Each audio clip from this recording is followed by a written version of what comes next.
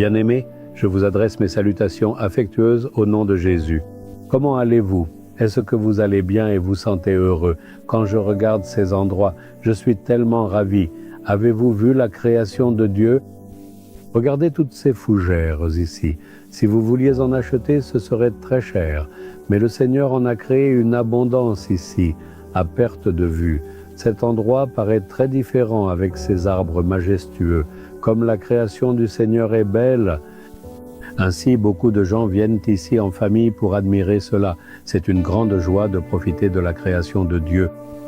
Eh bien, ne voyons-nous pas tout cela et n'en profitons-nous pas? Mais pensez-vous qu'ils ne disparaîtront jamais?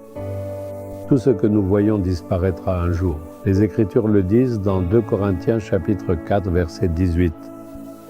Les choses visibles sont passagères et les invisibles sont éternelles. Les choses temporaires sont celles qui ne dureront pas mais finiront par disparaître. Les choses éternelles sont celles qui demeureront pour toujours sans jamais périr.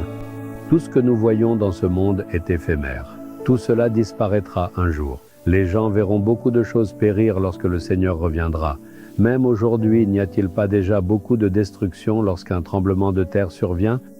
Regardez les champs de bataille. Les bâtiments que les hommes ont construits sont détruits et deviennent des tas de ruines. Ainsi, tout ce que nous voyons est voué à la destruction. Les choses que nous voyons dans ce monde ne sont pas permanentes, mais nous avons tendance à faire plus d'efforts pour elles, comme « il faut que je construise une maison ou que j'achète une voiture ou un vélo ». Mais tout cela disparaîtra un jour. Lorsqu'une inondation survient, les maisons s'effondrent et il en va de même pour les vélos et les voitures, n'est-ce pas? Tout périt, donc rien n'est éternel, tout n'est que temporaire. Alors, sur quoi nos cœurs devraient-ils se concentrer? Sur ce qui est éternel, sur ce qui est invisible? Si vous demandez « ne pouvons-nous pas le voir? À quoi cela ressemblera-t-il » C'est le paradis. Pouvons-nous le voir? Non, nous ne le pouvons pas. Mais Jésus a dit « Je vais vous préparer une place. Après avoir préparé une place pour vous au ciel, je viendrai et je vous y emmènerai. » Seul ce royaume subsistera pour toujours et à jamais. Dieu et les anges y seront. Les saints y seront. Le Seigneur a construit une variété de demeures pour que ses enfants y habitent. Il n'y aura ni faim, ni maladie. Il n'y aura ni chagrin, ni péché, ni problème. Nous pourrons y jouir de la vie pour l'éternité. C'est cela qui est permanent. C'est pourquoi la Bible dit « Ne cherchez pas les choses du monde, mais celles qui sont d'en haut ». Au lieu de rechercher sans cesse les choses périssables de ce monde, persévérez pour recevoir la bénédiction éternelle du ciel. Votre âme ne mourra pas, mais ira se tenir en présence de Dieu au ciel. Alors préservez votre âme, tournez votre esprit vers le royaume à venir.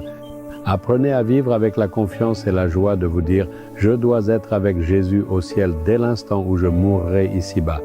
Ne donnez pas trop d'importance aux choses périssables, mais tournez votre esprit vers le monde impérissable que le Seigneur a préparé pour vous. C'est ce que la Bible nous enseigne. Est-ce là-dessus que vous vous concentrez? Même aujourd'hui, engagez-vous à vous concentrer là-dessus. Seigneur, tout ce que nous voyons est temporaire et passager. Prépare-moi pour le monde invisible et éternel. Accorde-moi la grâce de recevoir la bénédiction du ciel. Je m'y engage moi aussi. Au nom de Jésus, Amen. Amen.